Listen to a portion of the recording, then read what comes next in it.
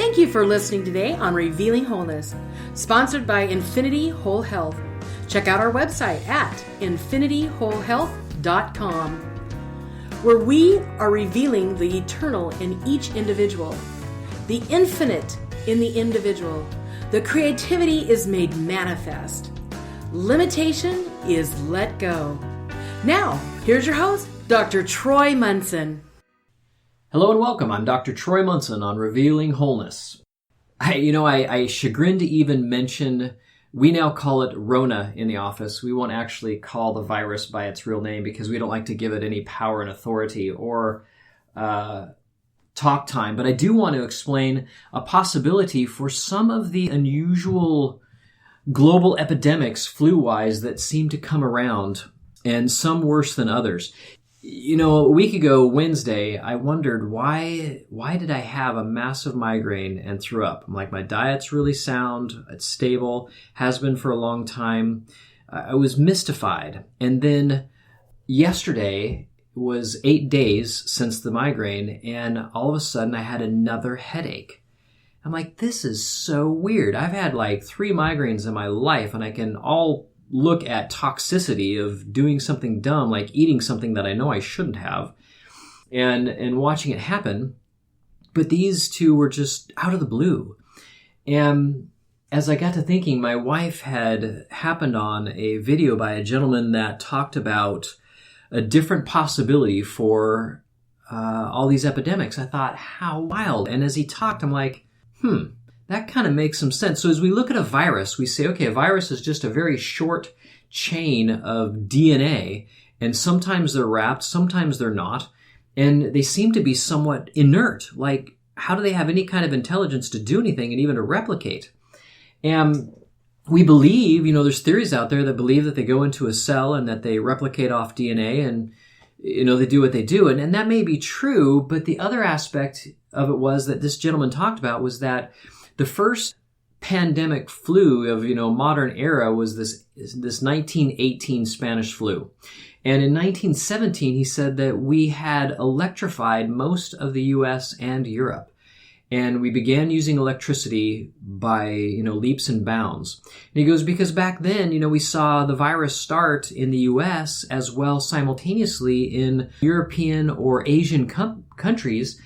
And there was only boat travel. There was not airplane that was being used at all. People, still even rode a lot of horses, bicycles, not a lot of vehicles. And he goes, the travel was really slow. And for that to be so simultaneous, there was just one real reason for it, that there had to be something else. And he gives some compelling ideas about, we wouldn't necessarily do that when he makes this mention of dolphins. Let's say there's dolphins that are dying in the Arctic Circle. And you're a dolphin expert, you wouldn't go up there and say, well, I wonder, if there's some new virus that the dolphins all got. We wouldn't say, well, maybe genetically the dolphins are changing and they're dying. We would ask the obvious question, which was, I wonder what the dolphins have been exposed to in their environment. And lo and behold, they were being poisoned by an oil company. And so all these dolphins were dying. And we look in our own environment and I don't know why we don't just say, hey, it looks like there's a new epidemic out. I wonder what we've done differently in our environment. We simply blame it on the virus instead of maybe taking a bit more responsibility and looking at it in a little different, light. But he says, there's a bad flu that went around right after they discovered radar and started using radar in World War I and II. They had all these weird flus that went around at that time. And then in 68, he said that there was another flu. I didn't check the stats on it, but I was just watching it. And he talked about television becoming more and more popular, and now more and more electricity sitting in front of the boob tube, so to speak. And then, of course, in the late 80s, when cell phones started coming out, we went through a flu epidemic. And then, now here we're hitting this 5G, and each time we electrify the system in a different way, it does something to our genetic coding. And it literally, our cells actually start doing strange things, spitting out bits and pieces of DNA. And so here we have these things that possibly could look like viruses, and we might label them as such, But here they are. And I'm thinking, that's not a too outlandish theory. And, so I present it to you, my listeners, as something that, you may want to at least, hey, give it a look-see, give it a listen, throw it through your mind a little bit, maybe look at some stats, things like that. And, the possibility of something like that becomes more plausible because ultimately, if we look at the human body, it's really resilient. It adapts to so many things. But when there's something brand new that our system really has never seen before, like a 5G kind of thing going on, where we have now thousands, tens of thousands, and they're talking about hundreds of thousands of satellites in the stratosphere, circling the globe, putting out this field of electromagnetic frequencies. I mean, does anybody not think that may not be such a great idea? And so these are things that become more and more up in front of things that I have to consider for clients that come in with some wild symptoms and they don't have any idea what has happened to them. So how would we counteract something like electromagnetic frequencies of that magnitude?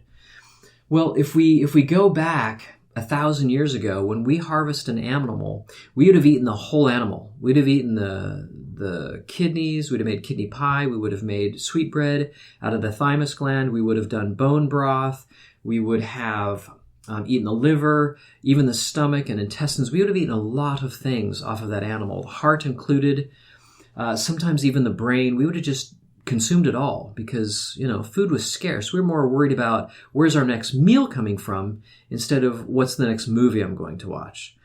And so if we look in the products that we're taking in nutrition products, we see a lot of synthetics. And again, there's no RNA there. And so we have DNA, which is deoxyribonucleic acid, and then we have RNA, which is ribonucleic acid, and RNA is scanning our DNA trying to correct for errors. Well, the higher input into our diet of RNA that we have, the better we monitor and modulate and repair DNA within our cells, and the healthier and more adaptable we are. And so how many of you are going to go out and start eating kidneys and livers and spleens and what have you, and doing bone broth? I'm sure some of you out there are doing bone broth, which is phenomenal. You're getting at least some RNA in doing that as long as you're not overcooking it. But, it's why I use a product line like Standard Process who has natural products like RNA built into a pill. And so I took some RNA this morning because I still had a slight headache, which was even more unusual. Usually that migraine's gone. And this one just kept lingering, and it felt like it was deep inside my head. And within a half an hour, my head felt amazingly better. I'm thinking, do we have 5G already running where we are? We must.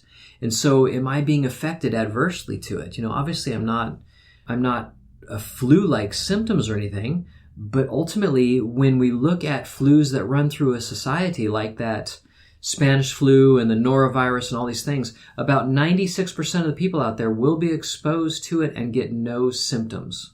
4% of the population will get symptoms. Obvious flu-like symptoms, I should say. The 96% that don't get flu-like symptoms may get other symptoms that they have no idea may be related to what changes just happened in the environment.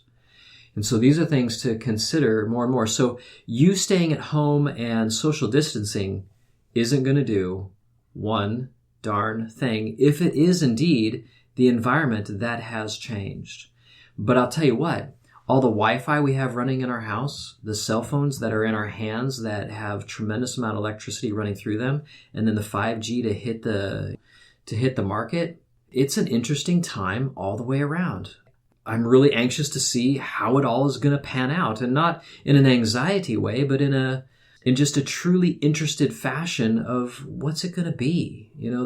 There's this certainty that I think needs to be inside of us about where we are going and what we're like and what we're going to do. But one of the last comments this gentleman made was, you better have a pretty good spiritual foundation, because the body does whatever our mind and spirit really do.